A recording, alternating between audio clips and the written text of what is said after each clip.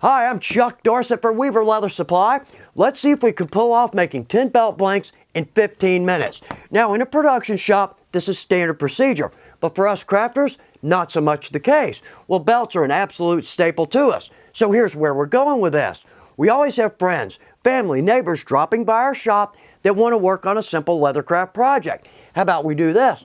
Let's have a belt blank ready to go. We can sit them down at a work table, give them a handful of spots, a handful of conchos, and let them design their own belt. They will have so much fun doing this, but at the same time, they're going to wear that belt and love that belt for years to come, and we're going to enjoy seeing that. All right, so anything I use in this video, WeaverLeatherSupply.com, or check below. We've got links there. Going to take you straight to the website. Also, if you want to know when our videos release, just click your notifications. You'll know exactly when these come out. So let's start at our pattern table and just see what we're going to do. We're going to cut our belt blanks at 60 inches. That's going to cover about 90% of us. But before we hand this over to be decorated, we need to know what a waist size is. We need to mark these. Now, we've got good videos on both of these. We're not going to go into great detail, but it's 2 good points. Well, first off, to get an accurate belt size, we never know what our belt size is. Now, keep this between us, but it's an absolute fact. The size belt never lies. Yeah, let's keep that between us. But what I've got here is a simple size belt, 1-inch strap, basic buckle, and I've just marked in 1-inch increments all the way out. So when someone can put on this belt, we know exactly what their waist size is, okay? So let's jump over to a shorty. Not an industry term, that's just what I call these. It's a simple system. So our waist size is going to be from this red line to this red line. So therefore, whoever's wearing this belt, they can come in a little bit and they can go out a good bit. So this is 9.5 inches. Say we've got a 45-inch belt. I'm going to add 9.5 inches to that, which all that is this distance added to this distance, and we're going to have a perfect fit every time. Okay, let's step over to our main table, cut some blanks. Let's go with our chocolate brown strap leather for our belt blanks for one big reason: no dry time. We don't have to ask somebody to come back tomorrow night to finish their belt. With this, all we have to do is cut, punch, decorate, and knock in a buckle, and we've got a beautiful belt. Now, the second point, I blocked my leather. This is a shop term because what we're going to do is cut out exactly the leather we need for our project. If we don't do that, what's going to happen is if we just strap off the end, we're going to have 10 pieces, maybe 20 from both ends, but we're going to have all these pieces 1.5 inch wide by who knows how long. We paid for this leather, and what's going to happen? That's going to end up in our scrap bin. But let's keep that right where it is. We've got a big piece of leather there. That's going to go to all kinds of projects. Okay, let's reset here. Start the clock. How about we start with my disclaimer? Because this is by no means scientific. I'm not accounting for setup time, tear down time, or blocking our leather. But let's have fun with it. Let's just see if we can make 10 blanks in 15 minutes. Now, one very big point though. If we strap our blanks as opposed to buying them, we're paying about 30% of what we would. Now, if we only do 3, maybe 4 belts a year, let's buy our blanks. And at Weaver, we've got some of the prettiest blanks I've ever seen. But if we're going for profit, or we've got shows or fairs, or just want to be economical, let's strap our own, okay? So wooden strap cutter. This is about the best, most useful tool in my shop for the money. We're going to set this at 1.5 inches. Now, I've got some blades, extra blades here to make a point. These are very inexpensive, and I am surprised at how sharp these are. So again, I wouldn't necessarily say new blade or sharp blade every time. These are going to last a long time, but let's make sure we do change that blade out. Makes all the difference. Okay, so let's start and let's strap.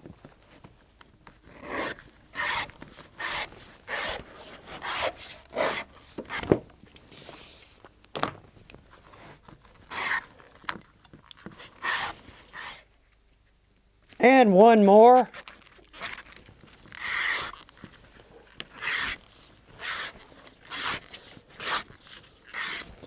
Good, we've got that. Let's see how many we've got here. And we've got 10, so okay. Let's take our shorty and let's just mark for our 4 holes on this end.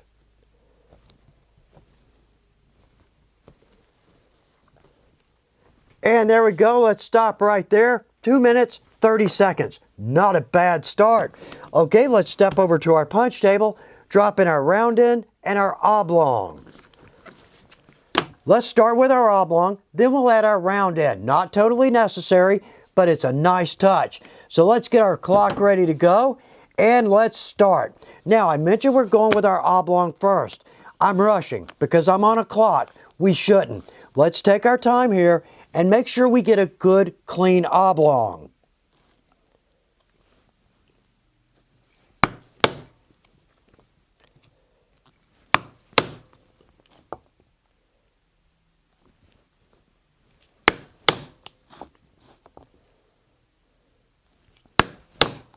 Okay, we've got that. Now let's step over to our round end punch. Now again, this isn't an absolute necessity, but it's a nice touch.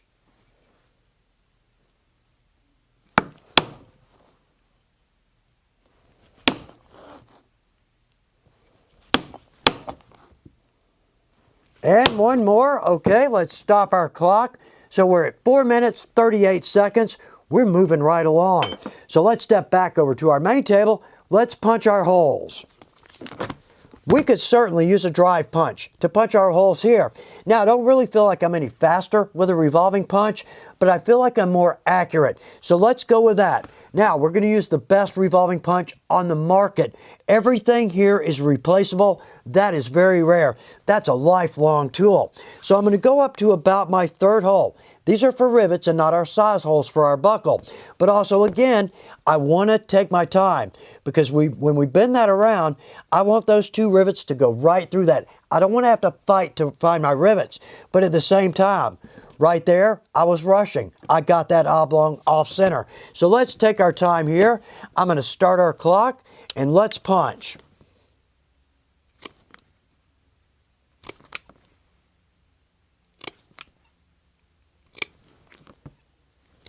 Now, I do feel like here I've taken my time. So let's do this. Let's stop our clock there. 6 minutes, 20 seconds. Does it seem like every step takes exactly 2.5 minutes? All right, but let's just pick one up. Let's bend this around, see if we can find our rivet holes. And there we are. I don't know if the camera can pick that up, but we've got daylight in both holes. There we go. That lines up nicely. Okay, we're going to reset. We've got ample time on our clock. Let's add a bevel and a groove to all of our blanks. We do not have to add a bevel and a groove to our blanks, but to me, that is the perfect edge decoration. Makes it look very finished, very professional. So we're going to start with our groover. I typically set this about 1/8 of an inch. So let's hit our clock, and there we go. Let's lay out 5.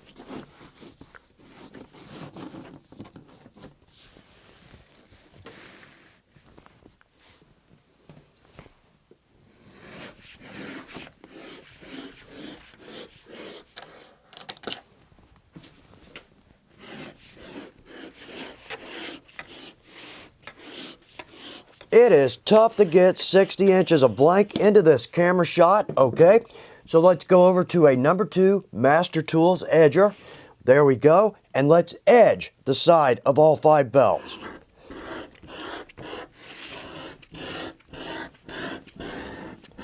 And we've got that. Let's flip these and do the same thing to the other side.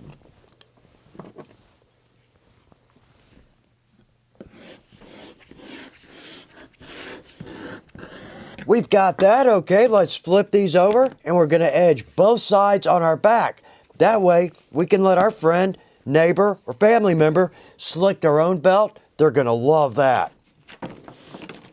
Good, we've got that. It's going to be a little tougher to edge the flesh side, but let's make it work. Okay, let's stop our clock there because I need to do a little bit of cleanup. But once I do that, I'm going to step over to these 5, do exactly the same thing.